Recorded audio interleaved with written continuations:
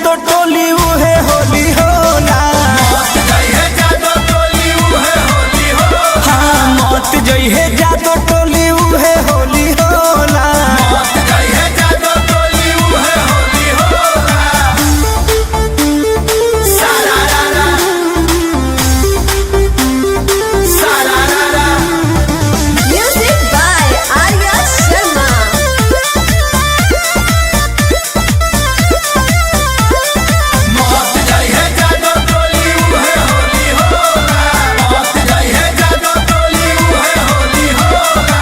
होली के सीजन होखे लगी गीजन, छोड़ दी लहंगा से पानी।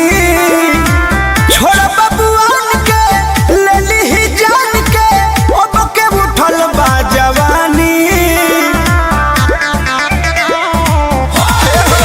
होली के सीजन होखे लगी गीजन, छोड़ दी लहंगा से पानी। छोड़ बबुआन के ले ली जान के, अब के उठल बा जवानी।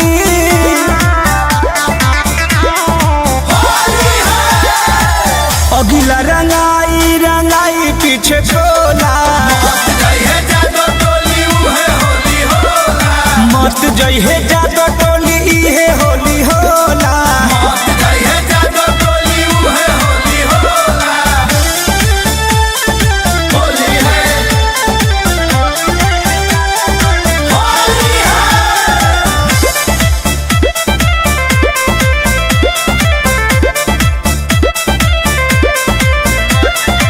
कृष्ण दरदी परम प्रेमी नन्हिया शंकर लाल हो। हवे पर टोली फट जाई चोली, लाल बाबू करी है कमाल हो। बुझलो बचा के जइहा।